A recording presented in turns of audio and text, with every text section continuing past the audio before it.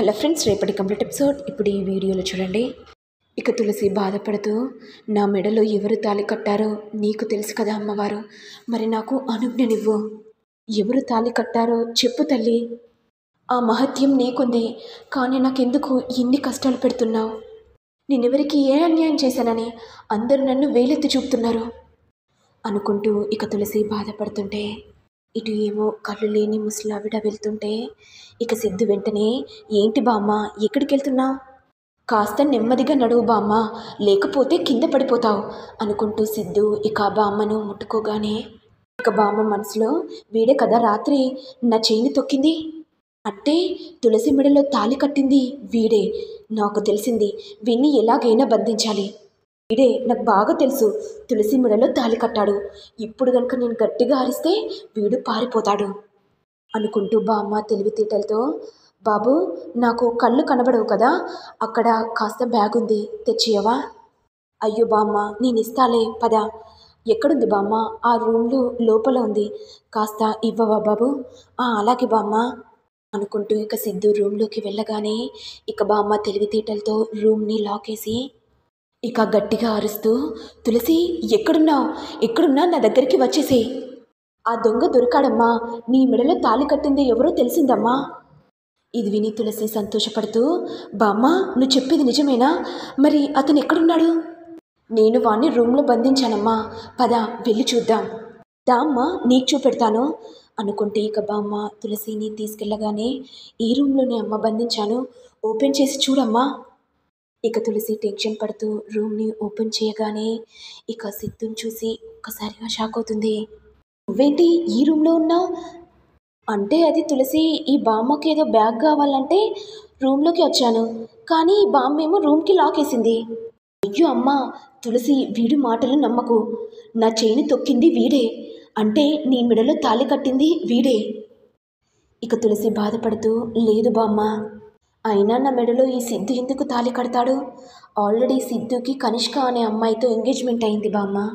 మా బామ్మ నిన్ను తప్పుగా అనుకుంటుంది, నువ్వే నా మెడలో తాళి కట్టావని అనుకుంటుంది. ఇది విని సిద్ధు మనసులో, అవును తులసి, నీ మెడలో తాళి కట్టింది నేనే, కానీ ఈ బామ్మకు కళ్ళు లేకపోయినా తెలివితేటలతో బాగానే పట్టుకుంది.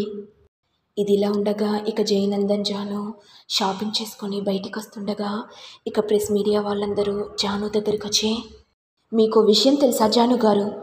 ఏంటండి, అయినా మీరేంటి నా దగ్గరికి వచ్చారు? మీకు ఒక బ్యాడ్ న్యూస్ చెప్పాలండి. ఏంటా బ్యాడ్ న్యూస్? ఏ విషయం గురించండి? ఇతను మీ హస్బెండే కదా? అవును, మా హస్బెండే. మరి మీ హస్బెండ్ పేరేంటి? జయనందన్. జయనందన్ గురించి రహస్యాలు మీకు చెప్పాలి మేడం. ఏంటండి, ఏం మాట్లాడుతున్నారు? అయినా మా సార్ గురించి మీరు రహస్యాలు చెప్పడం ఏంటి? అయ్యో జాను గారు, మీ సార్ గురించి మాకు బాగా తెలుసు. మీ సార్ చాలామంది అమ్మాయిల్ని పెళ్లి చేసుకున్నాడు. పెళ్లి చేసుకున్న అమ్మాయిలు ఎక్కడికి వెళ్ళారో కూడా తెలియదు, ఒక మిస్టరీగా అయిపోయింది. ఇక జాను టెన్షన్ పడుతూ, సార్ మీడియా వాళ్ళు చెప్పేది నిజమేనా? ఏంటి జాను, నీకు నా మీద డౌట్ వస్తుందా? నా గురించి ఏంటో నీకు తెలీదా? ఇక మీడియా వాళ్ళు వెంటనే, ఏంటి సార్, మీ గురించి నాకు బాగా తెలుసు. అప్పట్లో మీరు ఒక ఆవిడను పెళ్లి చేసుకుని ఈ షాపింగ్ మాల్కే వచ్చారు కదా సార్, మరి మీ ఆవిడ లేదేంటి సార్? మిస్టర్, ఏం మాట్లాడుతున్నారు? అయినా నాకు ఎన్నిసార్లు మ్యారేజ్ అవ్వడం ఏంటి? నా జానుతో ఫస్ట్ టైం మ్యారేజ్ అయింది. చూడండి జయనందన్ గారు, మీరు జాను దగ్గర చాలా రహస్యాలు దాస్తున్నారని నాకు అర్థమైంది. జాను గారు, దయచేసి మేము చెప్పేది వినండి. మీరు అనుకున్నట్టుగా మీ సార్ అంత మంచివాడు కాదు, మిమ్మల్ని మోసం చేసి ఇంట్లో బంధిస్తున్నాడు. ఒకసారి మీరు ఆలోచించండి, బయటి వాళ్ళు మీ ఇంట్లోకి వస్తున్నారా? ఎవరూ రావట్లేదు, ఎందుకంటే మీ రూమ్కి ఫింగర్ ప్రింట్ లాంటిది పెట్టాడు కాబట్టి. ఏంటండి, ఏం మాట్లాడుతున్నారు? అవును తెలుసు, మా సార్ రూమ్కి ఫింగర్ ప్రింట్ పెట్టాడు. మా సార్ ఒంటరిగా ఉన్నప్పుడు అలా చేసేవాడు, అలా అది మర్చిపోలేక అలాగే చేస్తూ ఉన్నాడు. దానికి మీరేంటి చిన్నది కాస్త పెద్దదిగా చేస్తున్నారు? మీరు దయచేసి ఇక్కడి నుంచి వెళ్ళిపోండి. మా సార్ గురించి నాకు బాగా తెలుసు, అర్థమైందా? ఇంకోసారి కనుక మా సార్ గురించి తప్పుగా మాట్లాడారనుకో, మీ అందరి మీద కేసు పెడతాను. ఇది విని మీడియా వాళ్ళందరూ టెన్షన్ పడుతూ ఇక గీత దగ్గరికి వెళ్ళి, ఏంటి మేడం గారు, ఆ అమ్మాయి ఇలా మాట్లాడుతుంది? ఆ జయనందన్ గురించి పచ్చి నిజాలు చెప్పినా ఆ అమ్మాయి ఎందుకు నమ్మట్లేదు? ఎందుకు నమ్ముతుంది? ఆ జయగాడు మాయ మాటలతో గ్రిప్లో పెట్టుకున్నాడు కదా. సారీ మేడం, మా ప్రయత్నం మేము చేశాం, కానీ ఆ అమ్మాయి మా మాట వినలేదు. ఇట్స్ ఓకే అండి, ఇక మీరు వెళ్ళండి. ఇక గీత టెన్షన్ పడుతూ, జాను ఎందుకు నమ్మట్లేదు? నీకోసం మీడియా వాళ్ళని కూడా పెట్టించాను. వాళ్ళతోనైనా మాట్లాడితే నువ్వు నమ్ముతావనుకున్నాను. రాను రాను వారి గుప్పెట్లో చిక్కుకుపోతావు. ఇక నువ్వు బయటికి రావడం సాధ్యపడదు. నిన్ను కాపాడుకోవడానికి ఇన్ని ప్రయత్నాలు చేస్తున్నాను. ఏ ఒక్క మాటైనా నమ్మకంగా అర్థం చేసుకో జాను అని గీత తనలో తాను బాధపడుతుంది. ఇటు ఏమో జాను ఆలోచిస్తూ, అసలు మీడియా వాళ్ళు చెప్పేది నిజమేనా? జై సార్ అమ్మాయిల్ని పెళ్లి చేసుకొని మోసం చేసి ఏమైనా చేశాడా? నా మనసులో నేనెందుకు మాట్లాడుకోవాలి? జై సార్తోనే మాట్లాడితే తెలుస్తుంది కదా, అన్ని విషయాలు తెలుస్తాయి అనుకుంటూ ఇక జాను వెంటనే, సార్ మీతో ఒక విషయం మాట్లాడాలి. నాకు తెలుసు జాను, నువ్వు దేని గురించి మాట్లాడతావో.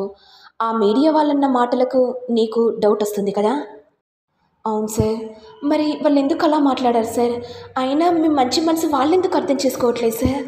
ఎందుకంటే నేను బిజినెస్ రంగంలో ఉన్నాను కదా, నన్ను కించపరచాలని ఇలా మాట్లాడుతున్నారు.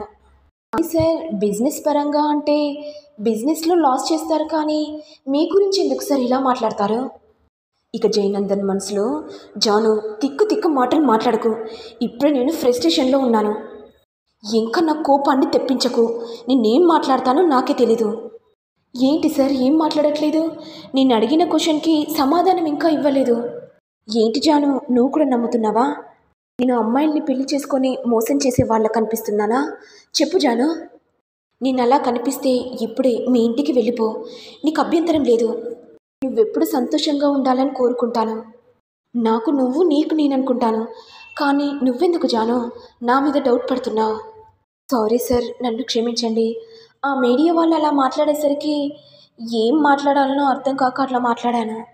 ఇక జయనందన్ మనసులో, నాకు తెలుసు గీత, ఆ మీడియా వాళ్ళని పెట్టించింది కూడా నువ్వే అని నాకు బాగా తెలుసు. నా జానుకు డౌట్ వచ్చేలా చేస్తున్నావు కదా. నా జానును ఎలా మార్చుకోవాలో నాకు బాగా తెలుసు. నా జాను ఇప్పుడిప్పుడే నా గ్రిప్లోకి వస్తుంది, కానీ తన మైండ్ను డైవర్ట్ చేస్తున్నారు అని జయనందన్ మనసులో అనుకుంటాడు. నాకు తెలిసి ఆ మీడియా వాళ్ళన్న మాటలు జాను నమ్మితే ఇక నేను అరెస్ట్ అవుతాను. ఆ తర్వాత నా గురించి అందరికీ తెలిసిపోతుంది. నేనేంటో, నా రక్త చరిత్ర ఏంటో అందరికీ అర్థమవుతుంది. ఇక నా జాను కూడా నాకు దూరం అవుతుంది. నా జానుతో ఇక నేను ఏకాంతంగా ఎక్కడికైనా దూరంగా వెళ్ళిపోవాలి. అప్పుడు మా ఇద్దరికి ఎవరూ అడ్డురారు అని జయనందన్ మనసులో అనుకుంటాడు. మరి నెక్స్ట్ ఎపిసోడ్లో ఏం జరుగుతుందో చూడాలి. మరి మీకు వీడియో కనుక నచ్చినట్లయితే లైక్ చేయండి, షేర్ చేయండి, సబ్స్క్రైబ్ చేయండి. Thank you all.